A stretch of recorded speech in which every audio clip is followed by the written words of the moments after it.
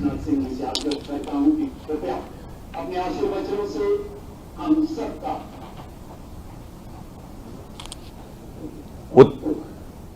उत्तर प्रदेश के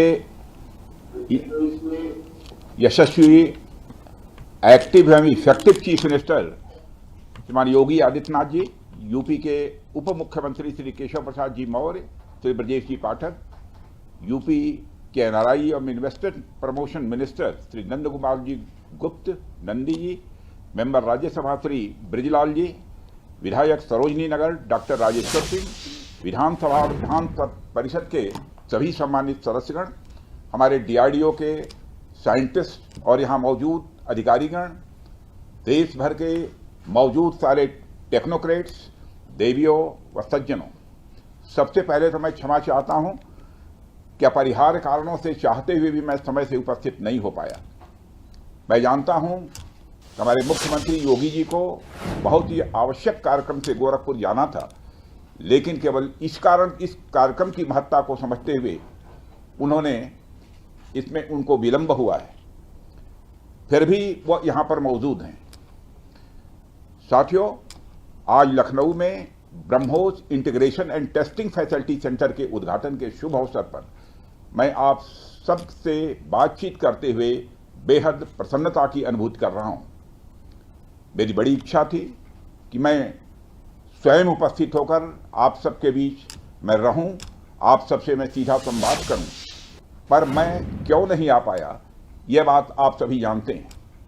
अभी जिस परिस्थिति से हम गुजर रहे हैं उसे देखते हुए मेरा दिल्ली में रहना यह अति आवश्यक था, इसलिए मैं वीडियो कॉन्फ्रेंसिंग के माध्यम से आप सभी से जुड़ रहा हूं। मैं भले ही आपके बीच नहीं आया, लेकिन अपने उत्साह के माध्यम से आप मुझ तक जरूर पहुंच गए हैं। यह अपने आप में एक संदेश है कि चाहे हम किसी भी परिस्थिति में रहें, यह देश चलता रहेगा और हमारा काम नहीं रुकेगा। किसी भी स्थिति में हमारा संवाद नहीं टूटेगा। साथियों, आज का दिन हमारे शहर लखनऊ और हमारे राज्य उत्तर प्रदेश और हमारे पूरे देश के लिए एक ऐतिहासिक दिन है। आज का दिन मैं समझता हूं उस शक्ति की आराधना का दिन है जो हमारी सेनाओं को संबल प्रदान करती है, जो हमारी सेनाओं में निहित होकर दुश्मन पर कहर बरसाती है। आज का दिन मेरे लिए व्यक्तिगत रूप से बहुत ही महत्वपूर्ण है, क्योंकि मैंने अपने शहर लखनऊ के लिए एक सपना देखा था कि मेरा शहर भारत के डिफेंस सेक्टर को मजबूत करने में एक बड़ा योगदान दे। वह सपना अब पूरा हो रहा है। साथियों, BrahMos integration and testing facility का उद्घाटन इसलिए भी महत्व रखता है क्योंकि आज का दिन बहुत ही खास है। आप सब तो जानते ही हैं कि आज नेशनल टेक्नोलॉजी डे है।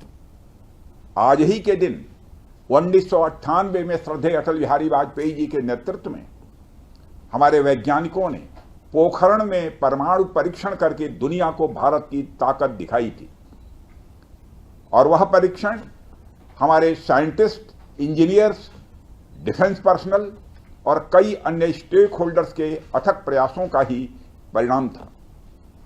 यह हमारे वैज्ञानिकों तथा इंजीनियर्स को मान्यता देने, उनको रिकॉग्नाइज करने और उनके कंट्रीब्यूशन को एक्नॉलेज करने का दिन है।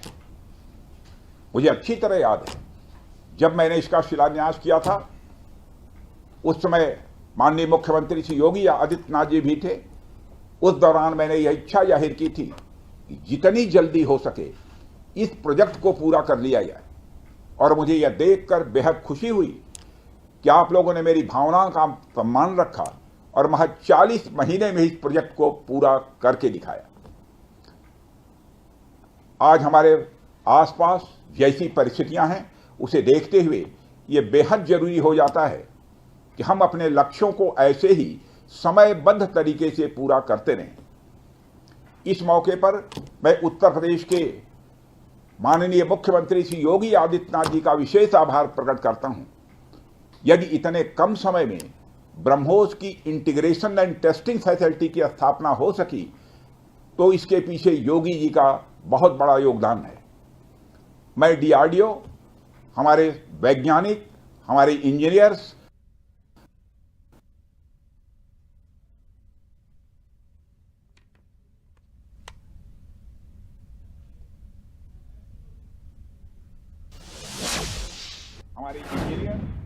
और इस प्रोजेक्ट से जुड़े हर व्यक्तियों मिलेगा। इस इंटीग्रेशन एंड टेस्टिंग फैसिलिटी को खड़ा मैं आपकी मेहनत और योगदान हमें इस फैसिलिटी सेंटर में देखने को मिलेगा। मैं आपकी मेहनत और लगन को नमन करता हूं। साथियों, हमारी सरकार जब उत्तर प्रदेश में डिफेंस कॉरिडोर के विजन को लेकर आगे बढ़ी थी तो उस समय हमारे सामने अनेक बड़े लक्ष्य थे। उन तमाम लक्ष्यों में से हमारा एक उद्देश्य यह भी था कि हम उत्तर प्रदेश को एक बार फिर देश के प्रोडक्शन सेंटर के रूप में डेवलप करें। यूपी डिफेंस कॉरिडोर लखनऊ सहित कानपुर, झांसी, चित्रकूट, आगरा और अलीगढ़ से होकर गुजरता है और ये सभी नोड्स आने वाले समय में विकास के नए केंद्र बनकर उभरेंगे। साथियों, एक उदाहरण मैं आपके सामने रखूं तो आप में से बहुत लोगों को पता होगा, एक समय कानपुर और आसपास का क्षेत्र प्रोडक्ट्स की मैन्युफैक्चरिंग के लिए जाना जाता था। आर्थिक रूप से यह क्षेत्र बहुत ही समृद्ध था। इसे मैनचेस्टर ऑफ द ईस्ट कहा जाता था। लेकिन आजादी के बाद अनेक कारणों से आर्थिक प्रगति की राह में यह क्षेत्र पिछड़ता गया और कहीं पीछे छूट गया। मैं उन कारणों में तो नहीं जाना चाहूंगा, पर कहना यह चाहता हूं कि यूपी डिफेंस कॉरिडोर के निर्माण के बाद यह क्षेत्र फिर से एक बार अपने पुराने वैभव को प्राप्त करने की ओर आगे बढ़ चला।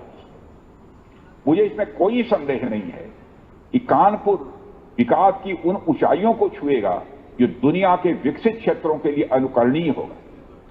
कल को वेस्ट में कोई क्षेत्र जब बहुत अधिक प्रगति करेगा तो उसे कानपुर ऑफ द वेस्ट कहा जाएगा। इसी प्रकार डिफेंस इंडस्ट्रियल कॉरिडोर के सभी नोड्स को डेवलप करने के लिए हम पूरी तरह से कमिटेड हैं। मुझे यह भी बतलाया गया है कि अभी उत्तर प्रदेश डिफेंस कॉरिडोर में aircraft manufacturing, UAV, drones, ammunitions, composite and critical materials, small arms, textile तथा पैरासूट आदि में मेजर इन्वेस्टमेंट किए गए। एक अच्छी बात यह है कि इस डिफेंस कॉरिडोर में हमें पब्लिक सेक्टर और प्राइवेट सेक्टर दोनों की ही बड़ी अहम भागीदारी दिखाई दे रही है। साथियों, जब मैं प्राइवेट सेक्टर की भागीदारी की बात कर रहा हूं तो मुझे यह बताते हुए बड़ी खुशी हो रही है कि लखनऊ में ही पीटीसी इंडस्ट्रीज लिमिटेड द्वारा titanium and super alloy material plant की शुरुआत की जा रही है। इसके अलावा उत्तर प्रदेश दुनिया के टॉप डिफेंस प्रोडक्शन और एक्सपोर्ट डेस्टिनेशन के रूप में जाना जाए। आज जो ब्रह्मोस फैसिलिटी शुरू हो रही है, मैं समझता हूं वह यूपी डिफेंस कॉरिडोर का यह गौरव होगा। यह सिर्फ उत्तर प्रदेश का ही नहीं बल्कि देश का सबसे बड़ा BrahMos integration and testing facility centre है। यह रक्षा क्षेत्र में भारत की आत्मनिर्भरता के प्रयास को भी मजबूती प्रदान करेगा। साथियों, जहां तक ब्रह्मोस का प्रश्न है तो आप सभी यह जानते हैं कि ब्रह्मोस दुनिया के सबसे तेज सुपरसोनिक क्रूज मिसाइल्स में से एक है। ब्रह्मोस सिर्फ एक हथियार नहीं है बल्कि यह अपने आप में एक मैसेज है। मैसेज हमारी आर्म्ड फोर्सेस के स्ट्रेंथ का है। मैसेज दुश्मन के प्रति हमारी डेटरेंस का है, प्रतिरोधक क्षमता का है। मैसेज हमारी बॉर्डर्स की सेफ गार्डिंग के हमारी प्रतिबद्धता का है। साथियों, पोखरण परमाणु परीक्षण में महत्वपूर्ण योगदान देने वाले मिसाइल मैन और हमारे पूर्व राष्ट्रपति डॉक्टर एपीजे अब्दुल कलाम ने यह कहा भी था कि unless India stands up to the world, no one will respect us in this world. Fear has no place, only strength respects strength. अर्थात दुनिया कमजोरों का नहीं बल्कि शक्तिशाली का सम्मान करती है। उनका विजन था कि हमें अपनी ताकत को और मजबूत करना होगा। जब तक कोई देश ताकतवर नहीं होगा, दुनिया उसका सम्मान नहीं करेगी। आज भारत दुनिया के सबसे शक्तिशाली राष्ट्रों में से एक है। हम लगातार अपनी ताकत और बढ़ा रहे हैं और मैं समझता हूं कि आज जो फैसिलिटी सेंटर शुरू हो रहा है, यह भारत की शक्ति को और मजबूत करने में सहायक होगी। साथियों, यह केवल एक फैक्ट्री का उद्घाटन भर नहीं है, बल्कि मैं समझता हूं कि यह रक्षा क्षेत्र में भारत की आत्मनिर्भरता की दिशा में एक बहुत बड़ा कदम है। उत्तर प्रदेश डिफेंस इंडस्ट्रियल कॉरिडोर बनने के पश्चात उत्तर प्रदेश के इंडस्ट्रियल डेवलपमेंट का एक नए सिरे से श्रीगणेश हो चुका है। इस डिफेंस कॉरिडोर में अब तक कुल 180 के लगभग एमओयूज साइन किए जा चुके हैं, जिसमें 34,000 करोड़ रुपए का इन्वेस्टमेंट प्रपोज्ड है। आपको यह जानकर खुशी होगी कि अभी तक इस कॉरिडोर में 4,000 करोड़ रुपए का इन्वेस्टमेंट किया भी जा चुका है। साथियों, टेक्नोलॉजी डे के दिन इस हाई टेक्नोलॉजी प्लेटफॉर्म फैसिलिटी को इनागुरेट करना अपने आप में एक लैंडमार्क डे है, परंतु इसके साथ साथ यह भारत की नई इनोवेटिव एनर्जी को भी दिखाता है, जिसको हमने पिछले कुछ सालों में गति देने का प्रयास किया है। हम सब जानते हैं कि इस समय टेक्नोलॉजी के क्षेत्र में, खासकर critical high and frontier technology के क्षेत्र में बड़ी तेजी से बदलाव आ रहा है। चाहे सिविल सेक्टर हो या डिफेंस सेक्टर, आज रोज नई नई टेक्नोलॉजी सभी प्रकार के प्रोडक्ट्स या सर्विसेज में क्रांतिकारी परिवर्तन ला रही हैं। हमारे जीवन का कोई भी ऐसा कार्य क्षेत्र नहीं है जहां टेक्नोलॉजी हमें डिसरप्टिव तरीके से प्रभावित न कर रही हो। दुनिया के हर क्षेत्र में इस टेक्नोलॉजी क्रांति ने एक ऐसी उथल पुथल मचा रखी है जहां पुराने सारे अब तक के स्थापित जो नोशंस हैं, धारणाएं हैं, वह तेजी से बदल रही हैं और ऐसे नए परिवर्तनों का आगाज हो रहा है जिसके बारे में पहले हम सोच भी नहीं सकते थे। ऐसे में नेशनल टेक्नोलॉजी डे एक खास महत्व रखता है और इस खास दिन पर डिफेंस के क्षेत्र में एक हाई टेक्नोलॉजी फैसिलिटी को उद्घाटन करना मेरे, आपके और हम सब के लिए एक गौरव का विषय है। साथियों, ब्रह्मोस भारत और रूस के हाईएस्ट डिफेंस टेक्नोलॉजी का एक संगम है। जिस तरह हमारा उत्तर प्रदेश प्रयाग स्थित संगम के लिए दुनिया भर में जाना जाता है, उसी तरह आने वाले समय में लखनऊ भी इस टेक्नोलॉजी के संगम के लिए जाना जाएगा और यह संगम कई अनेक विशेषताओं को अपने अंदर समाहित करता है। आने वाले समय में यह रोजगार के सीधे यानी डायरेक्ट और इनडायरेक्ट अवसर पैदा करेगा। मुझे यह भी विश्वास है कि आने वाले समय में यह क्षेत्र एक ग्रोथ पोल के रूप में उभर कर सामने आएगा। साथियों, ब्रह्मोस जैसे कॉम्प्लेक्स सिस्टम की एक खास विशेषता होती है और यह सिस्टम अनेक प्रकार के सब सिस्टम, कंपोनेंट्स और पार्ट्स से बने होते हैं जिन्हें किसी भी एक जगह पर निर्मित करना संभव नहीं होता। यह सभी अलग अलग पार्ट्स इतने विशेष होते हैं, स्पेशलाइज्ड होते हैं, इनमें से हर एक को बनाने के लिए हाईली स्किल्ड मैन पावर और हाई टेक्नोलॉजी वाले हथियार, औजार, टूल्स की आवश्यकता होती है। आपको मैं यह बताना चाहूंगा कि हमारी डिफेंस इंडस्ट्री के अंदर देश भर में, चाहे वह डीपीएसयू हो या प्राइवेट सेक्टर की इंडस्ट्रियल यूनिट्स हो या जहां भी स्थापित होती हैं, वहां अपने साथ साथ एमएसएमई यानी छोटी औद्योगिक इकाइयों का एक एंसिलरी इंडस्ट्रियल बेस भी निर्मित करती हैं और इन एंसिलरी इंडस्ट्रियल बेस से पूरे इलाके का एक सामाजिक आर्थिक विकास होता है। मेरा मानना है कि यह फैसिलिटी सेंटर भी वही भूमिका निभाएगा। और साथियों, जैसा कि आप सब जानते हैं, चाहे भारत सरकार हो या राज्य सरकार, हमारी नीति एकदम साफ है। Make in India, make forward. हमारे लिए रक्षा क्षेत्र में आत्मनिर्भरता का अर्थ बहुत व्यापक है। हम इस विचार के साथ आगे बढ़ रहे हैं कि हमें खुद के लिए तो आर्म्स एंड इक्विपमेंट बनाना ही है, साथ ही साथ में पूरी दुनिया को एक्सपोर्ट भी करना है। साथियों, दुनिया की मिलिट्री मार्केट में अपार संभावनाएं हैं। हाल ही में मैं Stockholm international peace research institute की एक रिपोर्ट पढ़ रहा था। उसमें उन्होंने यह बताया है कि वर्ल्ड मिलिट्री एक्सपेंडिचर 2024 में बढ़कर $2,718 बिलियन हो गया है। आप सोचिए, आर्म्स एंड इक्विपमेंट का इतना बड़ा मार्केट हमारी राह देख रहा है।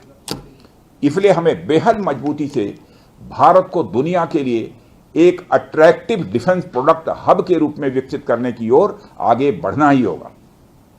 आज का दिन उस विचार की तरफ बढ़ाया गया हमारा एक और ठोस कदम है। इन सारी चीजों ने मिलाकर उत्तर प्रदेश में डेवलपमेंट का एक इकोसिस्टम तैयार किया है। इसी कारण हम उत्तर प्रदेश में डिफेंस कॉरिडोर का भी निर्माण कर पाए। हमने लखनऊ में डिफेंस एक्सपो का भी आयोजन किया। हमने डीआरडीओ के टेस्टिंग सेंटर DTTC की भी स्थापना की। और आज जिस ब्रह्मोस फैसिलिटी का उद्घाटन यहां हो रहा है, इस फैसिलिटी की शुरुआत से ही लगभग 500 डायरेक्ट और 1000 इनडायरेक्ट रोजगार सृजित होंगे। यह भी कहीं न कहीं उस इकोसिस्टम के कारण ही संभव हो पाया है जो श्री योगी आदित्यनाथ जी ने यहां डेवलप किया है। यानी हमारी डबल इंजन की सरकार उत्तर प्रदेश में खेल से लेकर खेत तक, कल्चर से लेकर कनेक्टिविटी तक, पुलिस से लेकर पॉलिसी तक और टेक्नोलॉजी से लेकर टूरिज्म तक हर क्षेत्र में विकास कर रही है। इसलिए मैं उत्तर प्रदेश सरकार को पुनः बधाई देता हूं। हर तरीके से उत्तर प्रदेश और भारत के डेवलपमेंट को लेकर हमारा संकल्प, हमारा समर्पण और हमारी प्रतिबद्धता और भी मजबूत होती जा रही है। साथियों, 11